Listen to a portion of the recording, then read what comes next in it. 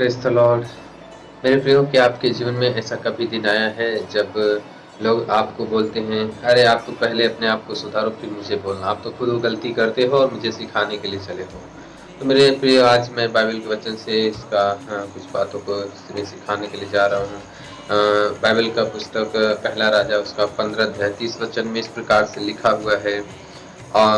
यह इस कारण हुआ कि यरोबाम ने स्वयं पाप किए और इस्राएल से भी करवाए थे, और उसने इस्राएल के परमेश्वर यहोवा को क्रोधित किया था। मेरे प्रियो, यहाँ पर एक राजा है जिसका नाम यारोबाम है। इन्होंने खुद पाप किया, यानी खुद अपने देश को मूर्ति पूजा से और अनेक प्रकार के पापों से भर दिया। खुद वो किया और अपने सारे देश के लोगों से वही करवाया, जिसके कारण से परमेश्वर का क्रोध उनके ऊपर और उनके देश पर भड़का। मेरे प्रियो, अगर आप नए नियम में पढ़ेंगे उसका बाइबल का वचन मत्ती रचित सुसमाचार 18 अध्याय उसका 6 से 9 पद में, तो यीशु मसीह इस प्रकार से उधर पे लिखते हैं। बहुत बातें हैं उसमें, लेकिन मैं कुछ बातें आपको समझाना चाहूँगा। 6 से है इस प्रकार से, पर जो कोई इन छोटों में से जो मुझ पर विश्वास करते हैं एक को ठोकर खिलाए, उसके लिए भला होता कि बड़ी चक्की का पाट उसके गले में लटकाया जाता और वह गहरे समुद्र में डुबोया जाता। ठोकरों के कारण इस संसार पर हाय, ठोकरों का लगना अवश्य है, पर हाय उस मनुष्य पर जिसके कारण द्वारा ठोकर लगती है। मेरे को यहाँ पर यीशु मसीह एक व्यक्ति दूसरे व्यक्ति को जो ठोकर खिलाता है, यानी उनका उन पर एक प्रभु यीशु मसीह पर विश्वास करने वाला एक उच्च ऊपर रहने वाला व्यक्ति है, और एक छोटा जो नया विश्वास में आने वाले व्यक्ति के विषय में है ये बातें। अगर एक व्यक्ति दूसरे व्यक्ति को, छोटे व्यक्ति को ठोकर पहुंचाता है किसी चीजों के द्वारा, किसी कामों के द्वारा, तो उसके लिए यहाँ पे जो सजा दिया जाता था उस समय रोमी साम्राज्य को जो सबसे बड़ी सजा होती थी, किसी कोई गुनाह करने पर कोई छोटी एक सजा होती थी, क्रूस पर चढ़ाया जाना तो सबसे बड़ी सजा थी। उससे छोटा सजा था कि उसका गले में चक्की, बड़ा चक्की वाला पाट को बांध करके समुद्र में डाल दिया जाता था, और उसमें व्यक्ति क्या करता था, छटपटा करके अपना प्राण को त्याग देता था। तो यहाँ पर यीशु मसीह इस सजा को एक छोटी ठोकर लगने पर इतनी बड़ी सजा देने के लिए बात कर रहे हैं, यानी कि जो ठोकर का कारण होता है, हम दूसरे को ठोकर जो देते हैं या दूसरे को जो पाप में गिराते हैं हमारे कारण से, तो हमारे लिए कितना बड़ा सजा यीशु मसीह के बोला है। और क्या बोला है, उसका सजेशन दिया है कि यदि तेरा इसका 8 से है, यदि तेरा हाथ या तेरा पांव तुझे ठोकर खिलाए तो उसे काट कर फेंक दे। टूटा या लंगड़ा होकर जीवन में प्रवेश करने से तेरे लिए इससे भला है कि 2 हाथ या पांव रहते हुए तू अनंत आग में डाला जाए। यहाँ पर बोल रहे हैं कि हमारा हाथ या पांव अगर ठोकर खिलाता है तो इसको काट कर फेंक दो। मतलब तो हाथ पांव रहते हुए नरक में जाने से अच्छा है कि हाथ पांव न रहते हुए स्वर्ग में जाए। और क्या लिखा है 9 में, यदि तेरा आंख तुझे ठोकर खिलाए तो उसे निकाल कर फेंक दे। काना होकर जीवन में प्रवेश करना तेरे लिए इससे भला है कि 2 आंख रहते हुए तू नरक की आग में डाला जाए। मेरे प्रियो, अगर आंख के द्वारा हम कोई ठोकर खिलाते हैं या पाप करते हैं, तो अब लिखा कि अपनी आंख को निकाल कर फेंक दो। क्या सचमुच यीशु मसीह हमारे हाथ पाव को काट कर फेंकने के लिए बोल रहे हैं, हमारे हाथ को निकाल कर फेंकने के लिए बोल रहे हैं? नहीं। यहाँ पर इसकी बातों का मतलब ये है, प्रभु यीशु मसीह के जो बोल रहे हैं बात, इसका मतलब ये है हमारा आंख, हमारा हाथ पाव, हमारे शरीर के एक ऐसा अंग कि इसके बिना हमारा जीवन बेकार हो जाएगा।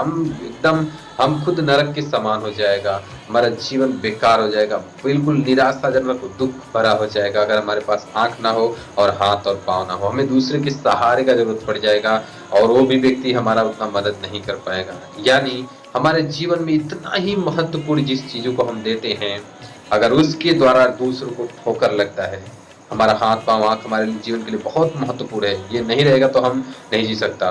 तो इस प्रकार अगर हमारे लिए कुछ ऐसा महत्वपूर्ण चीज है हमारे जीवन के लिए जिसके द्वारा दूसरों को ठोकर लगता है, तो प्रभु यीशु मसीह कह रहा है उसको निकाल कर फेंक दो। वो चाहे आंख हो, चाहे हाथ पांव हो, इतना महत्वपूर्ण कोई चीज है इसके द्वारा ठोकर लगता है, उसको निकाल कर फेंक दो।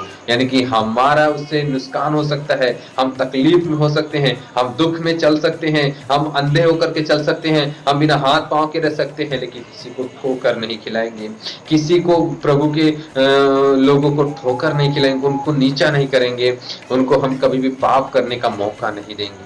ये कभी कहने का मौका नहीं देंगे पहले तुम अपने आप को सुधारो फिर मुझे सुधारने के लिए चलना।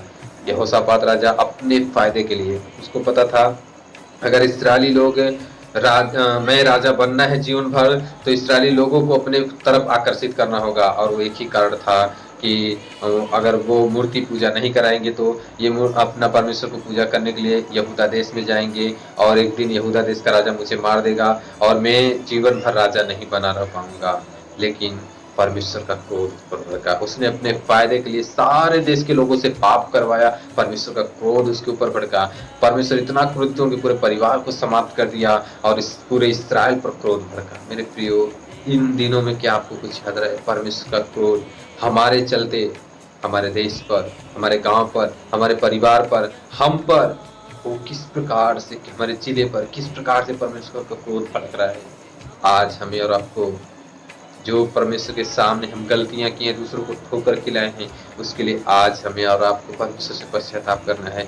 अपने फायदे के लिए हमने जो कुछ भी इस्तेमाल किया है, परमेश्वर का नियमों को तोड़ा है अपने फायदे के लिए, आज हमें और आपको उसको परमेश्वर के सामने मान लेना और परमेश्वर से कहना है, हाँ परमेश्वर, मैंने आपके लोगों को ठोकर खिलाया है, मैंने ठोकर का कारण मैं दूसरों के लिए बना हूँ, मेरे इन गलतियों को माफ करे आप। मैं आज उन चीजों को अपने से अलग करूंगा जो मैं बहुत महत्वपूर्ण समझता हूँ, लेकिन वो आपके वचन के अनुसार नहीं है। उसके द्वारा लोगों को मैं ठोकर खिलाता हूँ, लेकिन मैं आपकी आज्ञा का उल्लंघन नहीं करूंगा। मैं मनुष्यों की आज्ञाओं से बढ़कर मैं आपकी आज्ञाओं को मानूंगा, मैं आपके पीछे चलूंगा, मैं दूसरों के लिए ठोकर का कारण नहीं बनूंगा। आज की रात्रि आप निर्णय लें, पश्चाताप करें और आप परमेश्वर के पीछे चलने के लिए आप आगे बढ़ें। अगर आप पश्चाताप नहीं करते हैं, अगर आप प्रभु की वचनों के अनुसार नहीं चलते, अगर आज भी आप ठोकर खिलाते हुए जीवन बिताएंगे, आपके लिए सजा रखा हुआ है। वो सजा मैंने पढ़ा, वो है नरक की सजा, इतनी बड़ी सजा। उसको आप थोड़े दिन यहाँ पे आनंद बिताएंगे, लेकिन उधर अनंत आग में आपको जलना पड़ेगा। उससे अच्छा है कि आप अपने आप को बचा लें। इस दुनिया में आप दुख सह ले, लेकिन अनंत जीवन के लिए आप दुख ना सहें। प्रभु आपको आशीष करे। God bless you.